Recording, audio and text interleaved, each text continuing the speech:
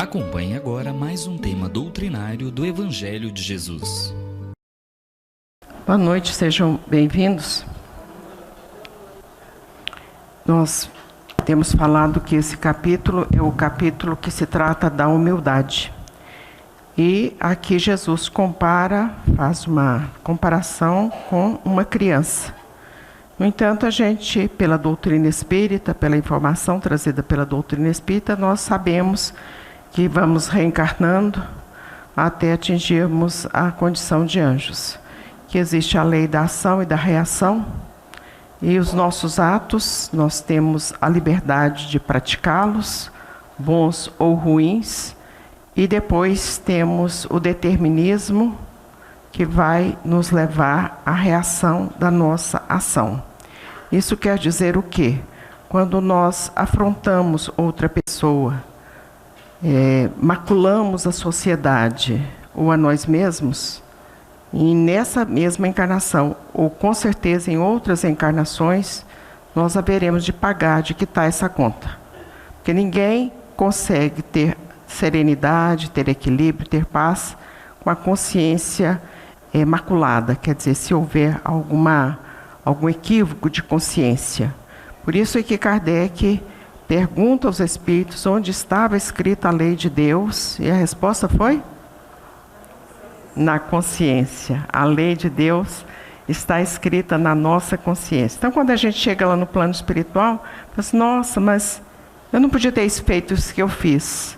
E aí entra num acordo, numa conversa lá, há um planejamento, e as pessoas retornam para cumprir o que foi programado lá no plano espiritual, inclusive nas questões da mediunidade.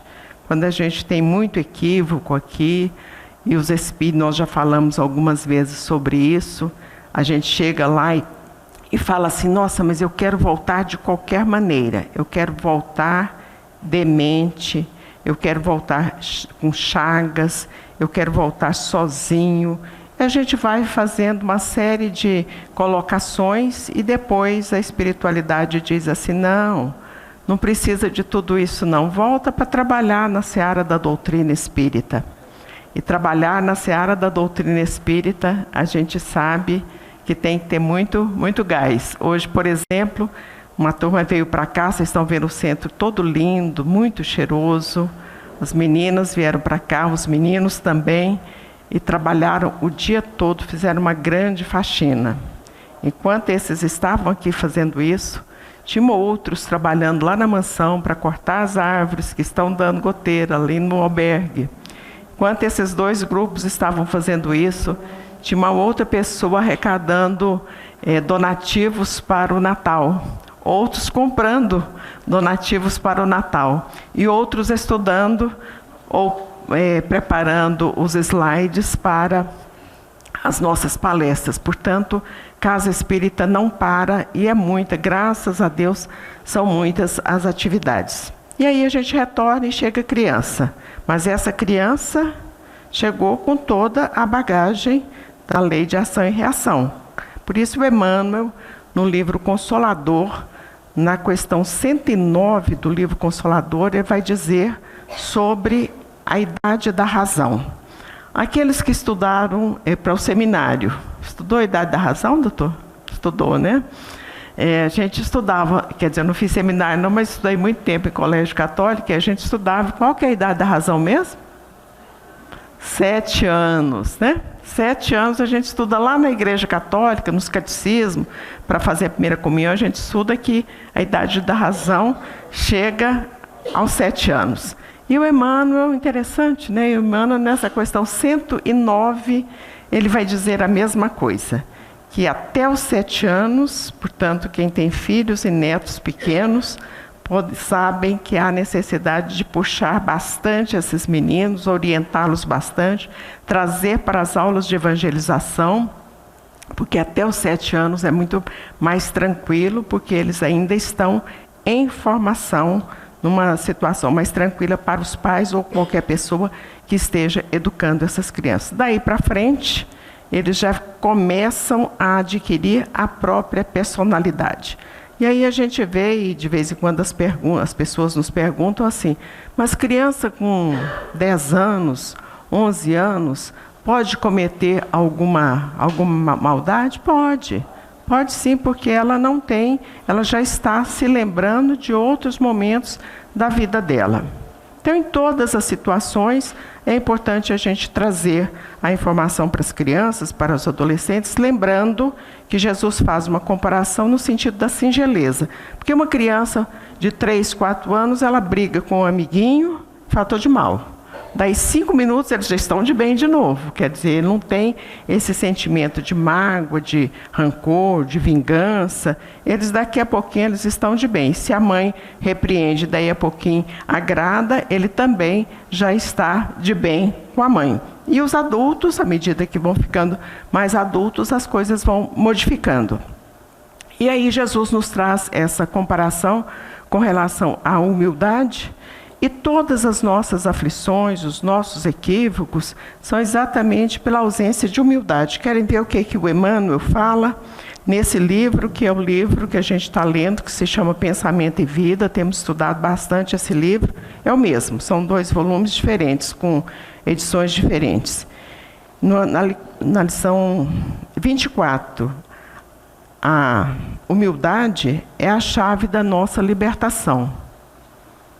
E aí a gente fica pensando, mas como, né? Eu gostaria tanto de me libertar de tantas coisas, e aí ele está falando, a humildade é a chave da nossa libertação. Porque nós só contestamos as outras pessoas, só ficamos aborrecidos, só ficamos injuriados, porque temos um orgulho, um egoísmo, uma vaidade exacerbada, que é enorme, e daí então a gente comete alguns equívocos, restringimos às vezes as nossas companhias, as pessoas que convivem conosco, exatamente pela nossa vaidade, pelo nosso orgulho e pela nossa falta de humildade. E nós separamos então somente 2 parágrafos, maior, poderão ler em casa. Quem não tiver o livro, vai lá na internet, questão número 24, e ele vai dizer: possuída pelo espírito da posse exclusivista, tudo para mim, né? O egoísta é tudo para ele. Lembram da história do frango? Né? O melhor pedaço do frango? Tomás disse que não, que lá na casa dele só sobrava o pé e ele ficava satisfeito a si mesmo, um sinal de humildade, né? Possuída pelo espírito de posse exclusivista, a alma acolhe facilmente o desespero e o ciúme, o despeito e a intemperança, que geram a tensão psíquica, da qual se derivam perigosas síndromes, quer dizer, enfermidades, na vida orgânica, a se exprimirem na depressão nervosa, no desequilíbrio emotivo, na ulceração e na disfunção celular. Celular de célula, de corpo, não é celular de telefone, não.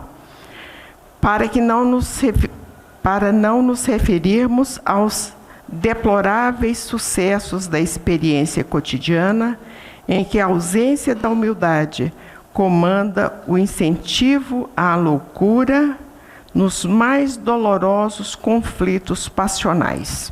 Então, agora nós vamos esmiuçar o que a beleza das colocações do Espírito Emmanuel estão nos trazendo. Possuída pelo espírito exclusivista, que nós já falamos, tudo para mim, a alma acolhe facilmente o desespero e o ciúme. E aí a gente vê o desespero em situações que a gente pode ter aflição, mas aprendemos lá no capítulo 5, que é o capítulo das aflições, que tem 31 itens, é o maior do Evangelho segundo o Espiritismo, que nós podemos ficar aflitos, mas nós não temos o direito de ficar desesperados. Aí acontece um acidente ali, a pessoa bateu a moto, machucou, aí chega alguém e fala assim, olha, aquela pessoa que caiu, machucou, é seu filho. Porque se fosse filho do outro, a gente também ia passando por cima, né? Aí a gente entra em desespero. Esse desespero não vai construir. Então, a necessidade que a gente tenha serenidade, para isso é preciso ter fé. Para isso é preciso ter confiança. Para isso é preciso ter entendimento da doutrina espírita. Porque quando nos é colocada alguma situação que é irreversível, nós não podemos consertá-la, ela já está solucionada. Então, a aflição, nós vamos lutar, vamos trabalhar para resolver aquela questão, mas não com desespero, porque o desespero, vimos isso há muitos dias, bastante vezes, não vai construir. O despeito e a intemperança. O que é o despeito? Aí você fica imaginando, nossa, mas a pessoa tem um marido tão bom, né? Você não sabe lá dentro como é que a coisa é complicada. A gente imagina uma coisa e fica com despeito e com inveja. E aí dizem que a inveja é de todos os sentimentos o mais prejudicial àquele que é o objeto da nossa inveja. E aí a gente fica com inveja do carro do outro, da casa do outro, da postagem do outro dia, acho que parece-me que foi o Weber que disse que às vezes posta coisa que nem é verdadeira, né? E a gente fica secando a pessoa que está lá. Então, às vezes ela está fazendo um cruzeiro lá para o Caribe, está passando mal demais com o balançar do navio, e está postando que está maravilhoso, e os daqui estão secando a pessoa porque ela está lá no Caribe. Ela certamente trabalhou, economizou, tinha um sonho de fazer um cruzeiro, está fazendo um cruzeiro e a gente secando a pessoa. A intemperança. O que é uma pessoa que é intemperante? É a pessoa desequilibrada. Qualquer coisa, ela perde as estribeiras, perde o equilíbrio. Então, isso aí é uma pessoa que também vai gerar todo esse processo, porque ela é orgulhosa, é vaidosa, é egoísta, quer dizer, ela falta a humildade, vai gerar tudo isso aqui. E aí vai gerando uma tensão psíquica. E aí, se conversar com os nossos companheiros que fazem os atendimentos, com os médicos, psicólogos que temos aqui, todos eles vão ser unânimes em dizer das aflições das pessoas. E por isso é que elas vêm para a Casa Espírita e tem que vir mesmo. Tem uma companheira nossa da federação, é uma psicóloga, e ela diz assim, as pessoas chegam e falam assim, o último lugar que eu tinha para procurar ela aqui. Ela falou, seja bem-vindo, mas se ele tivesse vindo primeiro, talvez não tivesse passado por tanto sofrimento, por tanta dificuldade. Da qual, essa tensão psíquica, né, da qual se derivam perigosas síndromes na vida orgânica. O que é a síndrome? É a doença mesmo que vai gerar todas essas dificuldades. Hoje a gente ainda estava vendo um livro, Instruções Psicofônicas, que são mensagens trazidas pelo Chico, e falando sobre obsessão e alergia. E tem tudo a ver. Aí a pessoa está coçando, tem rinite, tem mais outros problemas também que são alérgicos, que não sejam medicamentosos, porque às vezes tomou um remédio, deu alergia, e é outra história. Mas muitas das situações de alergia, inchaço e outras coisas mais, tem um procedimento também de obsessão, influenciando aquelas condições físicas da pessoa. O que tem que fazer? Agora mesmo nos perguntaram ali, o que tem que fazer? Vir para a Casa Espírita. Vir para a Casa Espírita, tem que fazer oração, tem que trazer água para fluidificar e tem que trabalhar. A turma que trabalhou aqui hoje, eu garanto que está todo mundo feliz. Os que vieram aqui, é isso? Está todo mundo feliz, né? Graças a Deus. E aí vem a ulceração, são as feridas, né? E na disfunção celular, quer dizer, vai complicando o organismo, vai ficando cada vez mais enfermo. Para não nos referirmos aos deploráveis sucessos da experiência cotidiana, aí é as situações que a gente só ligar a televisão a gente vê, o que aconteceu. Hoje, por exemplo, houve um bang-bang numa cidade do interior de São Paulo, ou na capital, não sei onde, foi uma coisa tenebrosa, né? Quer dizer, tiro por toda a banda. Para não nos referirmos aos deploráveis sucessos da experiência cotidiana, em que a ausência de humildade comanda o incentivo à loucura. 200, 300 pessoas internadas em clínicas de repouso. Muitas, evidentemente, que são em decorrência da drogadição, mas outras tantas são problemas psíquicos mesmo, e aí, então, a necessidade de aliar sempre o tratamento médico, psiquiátrico, psicológico, com os tratamentos da Casa Espírita. Uma coisa é uma coisa, outra coisa é outra coisa. Tem que fazer os dois. Ausência de humildade comanda o incentivo à loucura nos mais dolorosos conflitos passionais. Aí o último parágrafo do livro vai dizer assim: Humildade não é servidão. Quer dizer, quando você é humilde, você não quer dizer que você servo do outro. Você está envolvido naquela situação num grau de humildade, porque aí a gente acha assim, nossa, mas está até me humilhando. Lembro no colégio que tinha um professor e ele nos dizia sempre, não se humilha humilde. Então a pessoa não se sente humilhada porque ela não tem esse sentimento de orgulho. É sobretudo, a humildade, é sobretudo independência, liberdade interior, que nasce nas profundezas do espírito, apoiando-lhe a permanente renovação para o bem. Então é dentro, nas profundezas do espírito, é que vai nascer as nossas condições de humildade e nos libertarmos dessas amarras de dificuldades pelas quais passamos. Mas como a gente não entende dessa maneira e a gente sempre quer tudo de melhor para nós, o pedaço do frango melhora para nós, é assim, né? O pedaço do frango melhora para nós. Nós lembramos de uma história que coincide com a data natalina e que muitos devem conhecer, que é a lenda das árvores. Era uma floresta com muitas árvores e 3 daquelas árvores tinham ideias assim de muita soberba.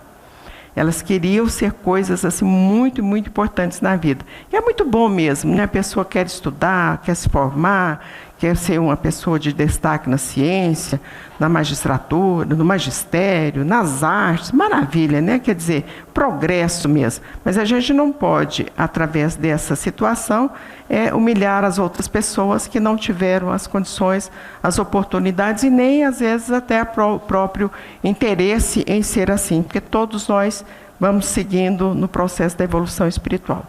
E aí uma delas, elas conversando entre elas, as árvores, uma delas disse que ela queria ser transformada no maior porta-joia da humanidade. Queria que colocasse ali brilhantes, esmeraldas, pérolas, safiras, e aí ela vai citando todas as pedras preciosas que ela gostaria de ser esse porta-joia, esse relicário para abrigar todas as joias. A outra disse, não, eu quero singrar mares, eu quero andar por todos os continentes, por todos os oceanos. Ela não pediu um transatlântico, porque o transatlântico precisa de mais estrutura, mas eu quero ser um grande barco para singrar os mares, para levar a mensagem da paz por onde eu andar. E a terceira disse assim, eu quero ficar no mais alto cume de um monte, porque dali as pessoas vão me observar e dizer que eu estou disseminando, quer dizer, trazendo a paz. E foram essas propostas, aquela situação de mocidade, de juventude, né? Que as pessoas querem parecer com um artista tal, vestiu o vestido não sei quem, vestiu no Oscar, teu carro não sei de que tipo, e por aí vai, né? As pessoas têm esses amores que não são correspondidos muitas vezes. Amores por coisas.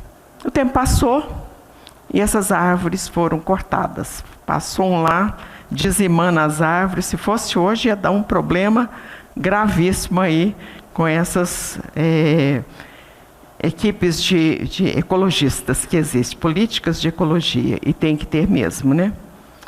O certo é que a primeira árvore, ela foi desmanchada e fizeram dela um coxo para tratar animal. Colocaram lá. Esse é um coxo para tratar animal. Ela ficou muito apaixonada, porque, nossa, tinha tanta ilusão na minha vida, agora um coxo para vaca comer, por sal, por farelo, aquelas coisas próprias para gado. Ela ficou muito contrariada. Mas é o destino, né? O destino dela foi esse. E a outra, fizeram um barquinho muito fraquinho, colocaram lá na beirada de um rio também, de um mar lá qualquer. E ela ficou lá também muito contrariada, porque ela não queria aquilo, ela queria singrar mares, né, andar por todos os lados. Mas a pior situação foi a última, porque a última, eles cortaram os pedaços de madeira e largaram lá numa serralheria qualquer, num lugar qualquer, marcenaria, qualquer coisa assim, num canto de um quintal lá. O tempo passou e esse coxo foi parar numa cidade que se chama Belém. Já viram? Belém, né? Foi parar na cidade que chama Belém. E aí chega aquele casal lá, Maria Santíssima, José, criança, vaquinha, reis magos, aqueles pastores. Onde é que vai colocar essa criança? Colocaram a criança, arrumaram bonitinho e tal, colocaram no coxo. A maior de todas as joias que a humanidade já recebeu. Não tem comparação com nenhum diamante, nenhuma pérola, nenhuma esmeralda, nenhuma safira, nada como aquela joia que estava ali naquele momento. A segunda árvore, eis que essa criança cresce, vai para o Egito, volta do Egito, vai para o templo, leciona para os doutores do templo, começa a vida pública, arrebanhando, chamando André, Tiago, João, Pedro, e sobe num barco e começa a falar as bem-aventuranças, que é o roteiro da alegria, da felicidade e da paz para toda a humanidade.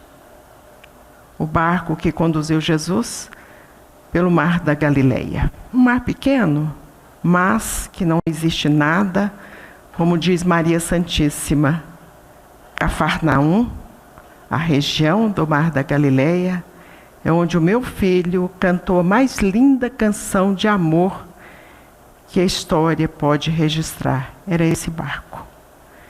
E aí, aqueles pedaços de madeira, num determinado momento, Jesus, que já havia saído do barco, já havia andado pelo deserto da Judéia, por toda aquela região da Galileia, em Jerusalém, entra em Jerusalém triunfante, todos nós conhecemos, e daí a pouquinho acontece toda aquela dificuldade e o martírio do Senhor, e precisava de uma cruz.